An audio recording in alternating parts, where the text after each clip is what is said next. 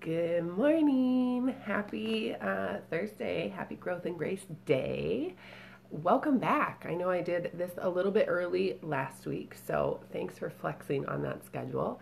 We're back on track Thursdays at 6 a.m. and this morning we're diving into perseverance. So this has been a recent theme in my life, coming up in quite a few different areas, and I don't know that I was really recognizing it until I was listening to a few different podcasts, and they all were talking about perseverance. And as they were talking, I was like, oh my gosh, this is really resonating with me. And wow, I guess, yeah, I've been really implementing a lot of perseverance in my life. So, what's cool about that is that I'm aware of it now. What doesn't feel as cool about that is that I'm like starting to feel a little bit tired. So, one of the things that has been a recent theme in my life, besides the perseverance, has been recognizing that I have not been as consistent and consistent. I guess that's the word. I haven't been as consistent with spending time in God's Word and reading my Bible. And I was sharing this with a friend the other day, and I had my Bible and I had my little notebook, this exact little notebook that I have right here. And I was telling her, and I was like, I don't know. I'm just really struggling with trying to feeling like I'm trying, and I don't want to do that. Like, I want it to be relational and not transactional. So we were talking back and forth, and she looked down at my little Bible, and I didn't even think to grab it for this video, but it's like this big.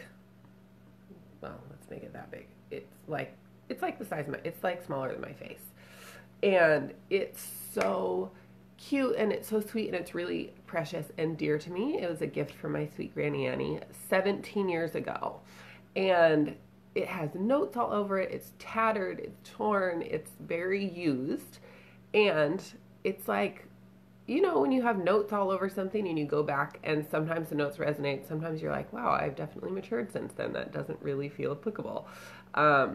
That's more how I was feeling when I would go back and read through the notes. So she said, why don't you get a new Bible? Why don't you treat yourself to a new Bible and let it kind of be, let that be kind of a fresh start in this new season. And so if you guys saw my stories the other day, I did. I grabbed a new Bible. It's the Life Application Study Bible, NIV, but it's got a lot of cool notes and resources inside of it. And oh my gosh, it's been so, so good for me. And in listening to these podcasts and having them share about perseverance, I was recognizing that this was one area of my life where I was implementing perseverance. I was showing up even though I didn't necessarily want to or know how to. I think is more how it was just like, I don't really know what this is supposed to look like. And I kept showing up. I kept trying. I kept having conversations with girlfriends about it, even though I didn't have the solution for it, even though I didn't know exactly what it would look like. And what I want to encourage you with this morning is to have conversations, recognize what it is you're struggling with. The reason that I was listening to the podcast I was listening to is because I was struggling with something. And so I was recognizing that and saying, okay, I don't personally know what the solution is, even though I'm a big believer that we have the tools within us, and once we're activated in our strengths and we know what we're doing, we have the solutions within us to move things forward. And if you don't know what those resources are that you have within, or you don't know what those strengths are, or you don't know what to dig up from within, then it feels kind of hopeless sometimes. So it's really key to loop other people in. You're going to see this as a theme through most of my Facebook Lives. I'm talking about community, friends, who you're talking to about things, who you're bringing into your circle, who you're sharing things with, because it makes such a big difference to know that you can have those conversations, to know that you can reach out to people, and to actually then have the conversations and reach out to those people about the things. So I've been having some really life stuff conversations with people lately of there's just a lot of stuff coming up for me. So what's cool about it is that again, that I'm aware of it. Like, it is as heavy as it can feel sometimes to be aware of things, because then you're responsible for them. It's also liberating, because at least you're aware of what it is that you're addressing. At least you're aware of what it is that you're finding a solution for. So it's been feeling a little bit like, oh man, that too? Oh gosh, okay. And it's been reaching out to people that's been making the difference for me. So that said, as far as perseverance goes, like, keep showing up, keep reaching out to people, keep asking questions, keep recognizing if there's something that just doesn't make sense, or there's something that you're still not clear on. Allow yourself to continue reaching out. And I think sometimes we think of perseverance as like, drive, this is all you, this is all on you, everything you're doing is totally up to you, you're the one that has to do it, you're the one that has to keep moving. And while that's true to a point, that it is up to you, it is your responsibility, all the weight doesn't fall on your shoulders. And I know there are people who are going to be watching this who, don't have a relationship with God or know God. So this might not be applicable to you yet, although I highly recommend it, is like actually reaching out to God and having God be your person that you are having these conversations with, that you're going to, that you're turning things over to, that you're saying, here, I don't know what to do with this, but I trust you. I know that you have good things for me. And I just want support right now. Like, I don't know what that looks like. I don't know what a solution looks like. I don't know what support looks like, but I know that I can come to you. And he's so good. He's so good to us in that. And there were just a couple verses that stood out to me. And again, I'm realizing I'm not prepared because I don't have one of them pulled up. But the one that I really love is in Psalm. So whether you believe in God or not right now, just go with me on this, and you can Google this verse. It's Psalm 37:24. And this is, I think this is the NIV version that I was looking at. This particular study I was doing online. So I don't remember which version, but Google it and you can tell which version.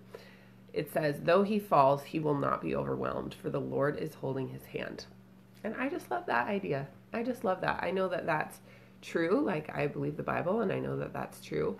And it's such a cool image to know that even though I fall, because I will, even though I stumble, even though I trip, even though I'm not walking steadily the whole time, like, God's holding my hand, and he's actually like holding my hand the whole time. He's not just picking me up after I fall. He's walking with me through it. So turn to God, like, lean on God, know that he's got you, and really allow yourself to open up, to trust him, to be vulnerable and honest with him, to let him know where you're at. And he already knows, like, he knows everything, but it's actually for you to be able to open up and share. It's like what people say about forgiveness. Like, it's not for the other person. It's not so that God will know what you're up to, because he already knows. It's for you to feel that liberation and that freedom from the unsaid things are often the weights that are holding us down.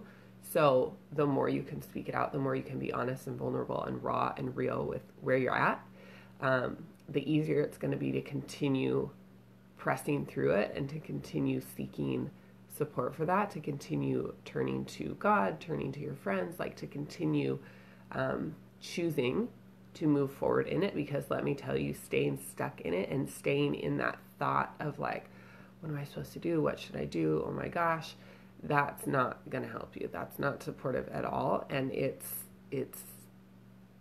only hurting you, I would say, honestly. Like, it's really holding you back to just stay stuck in that spot. So with that, I'm going to encourage you to get real with yourself about what you're going through and start listening to podcasts to support you. I don't remember the names of the podcasts I was listening to, but they were on the C3 app, the C3 Church app. They were previous sermons that were spoken. So if you scroll through those, you'll see there's just huge variety. There's different themed series that we go through each month. So you can choose it based on theme. You can choose it based on the speaker.